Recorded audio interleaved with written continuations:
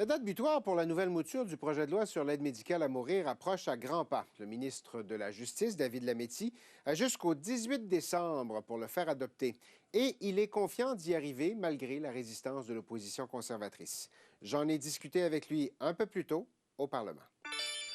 David Lametti, bonjour, merci d'être avec nous. Bonjour, plaisir. Monsieur Lametti, commençons par le projet de loi C7 qui va réformer l'aide médicale à mourir, que vous devez adopter parce que la Cour québécoise vous l'a imposé. Oui.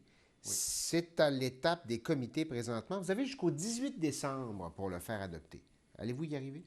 J'espère que oui, ça va serrer, mais nous espérons avoir une troisième lecture après l'étape de l'étude du comité. Et puis, évidemment, il faut passer par le Sénat. Mais nous espérons d'avoir le serment royal avant la date limite. Qu'est-ce qui vous permet de penser que ça va fonctionner? La grande majorité des Canadiens et des Canadiennes appuient le projet de loi, ainsi que la grande majorité des parlementaires. Nous avons mené des consultations à travers le pays au mois de janvier, au mois de février, à travers le Canada avec les séances en personne à l'époque. Et puis, on a aussi mené des consultations en ligne. Plus que 300 000 personnes ont participé. Et 80% de la population canadienne appuie cette étape. L'opposition conservatrice disait cette semaine, et ils étaient accompagnés de médecins aussi, disaient « Vous allez trop vite, vous tentez de nous museler ». Qu'est-ce que vous dites à ça? Oh non, ce n'est pas le cas. D'abord, c'est une étape intermédiaire. On a un but assez précis, c'est de répondre à la décision de la Cour supérieure du Québec dans Truchon. On a ajouté 2-3 points qui faisaient consensus à travers le Canada. On aura une autre étude plus approfondie, selon la loi, c'est prévu dans la loi de 2016, où on va aborder les questions difficiles, les maladies mentales, les mineurs capables, ainsi que les directives par anticipation. Pour les gens qui n'ont pas suivi, dans le fond, C7, ça clarifie la notion de le critère de mort raisonnablement prévisible. En fait, on retire essentiellement, ou en tout cas, on le met de côté. On l'emploie comme critère pour classifier. La grande majorité des cas sont encore les cas fin de vie, où l'ancien critère s'appliquait. On a ajouté aussi la possibilité pour un certain pourcentage de personnes qui ne sont pas en fin de vie. Mais ce n'est pas la majorité des cas. Mais là, on s'est assuré d'avoir un équilibre parce qu'on a entendu les voix des personnes qui vivent avec les disabilités. Et donc, c'était très important de valoriser les options de vie. Mais ça, c'est la portion qui vous pose des problèmes avec l'opposition présentement. On croit qu'on a bien équilibré le projet de loi actuel. Et on a entendu vraiment les voix des personnes qui nous ont dit faut qu'on ait un certain équilibre, des sauvegardes, justement pour que les personnes ne prennent pas la décision trop vite. Et c'est ce qu'on a fait. Qu'est-ce qui arrive si vous n'y arrivez pas avant le 18 décembre? Il y a toujours la possibilité de demander une autre. Ça serait la troisième. Je sais, mais avec la COVID, c'était vraiment une période jamais vue dans Mais vous avez déjà demandé 2 prolongations. Oui, c'est vrai. Ce serait difficile. Mais on est presque là. On est presque là. On est presque au Sénat. Donc, on voit la fin.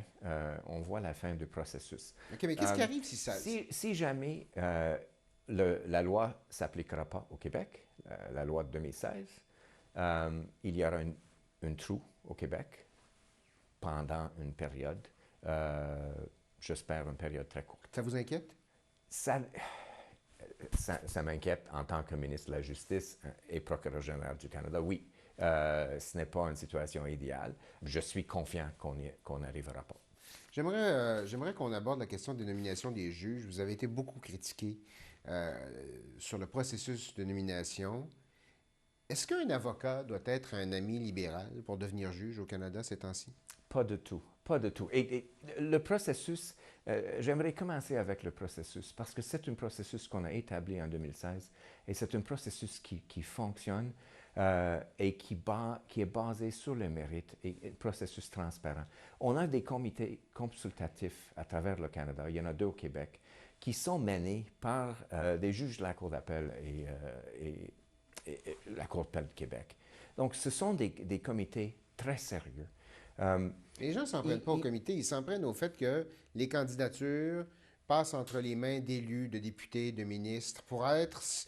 Et ça donne l'apparence, et dans un cas cette semaine, évidemment, c'était quelqu'un qui avait donné à votre association de circonscription, à vos campagnes, quelqu'un qui avait contribué à votre carrière politique. La décision d'aller avec un candidat vient après une évaluation du comité qui n'a pas accès aux données partisanes. C'est un comité qui base leur décision uniquement sur le mérite. On prend les candidats hautement recommandés, on regarde les profils. Souvent, il faut remplir des trous. On parle aux juges en chef, voir s'ils ont besoin d'une pénaliste, voir s'ils ont besoin de quelqu'un en droit civil, en droit privé. Et puis, on décide de faire d'autres évaluations à travers la communauté juridique. Et je peux vous dire que la communauté juridique à Québec, à Montréal, au Québec en général, à travers le Canada, sont très contents de participer dans le processus. Et puis, on base les recommandations d'aller par en avant uniquement sur ces faits-là. Mais comprenez-vous qu'il y a un problème de perception, que la perception peut être différente quand on dit c'est VT, ça passe par des... Pourquoi, par exemple, il faut vérifier le nom de la personne sur la libéraliste, sur votre banque de données partisane? C'est une distorsion, je l'admets. Ça vient après qu'on a décidé sur la candidature de quelqu'un, mais c'est uniquement pour savoir le tout sur quelqu'un. On regarde les médias sociaux, on regarde si la personne a fait des dons à n'importe quel parti, et j'ai nommé des personnes de toutes les couleurs politiques, mais c'est uniquement pour gérer les communications après. Ça ne fait pas partie de la recommandation que je fais en tant que ministre de la Justice au cabinet. Devrait-il y avoir des ajustements compte tenu de la réaction que ça a suscité cette semaine? Est-ce que, par exemple, de regarder les listes partisanes, c'est une bonne idée? Est-ce que d'inclure des gens qui ont donné à certains de vos collègues libéraux, c'est une bonne idée? Ça, comme j'ai dit, c'est une étude qui est faite après qu'on a décidé sur la candidature. Mais ça, les gens ne savent pas, ça, M. Lametti.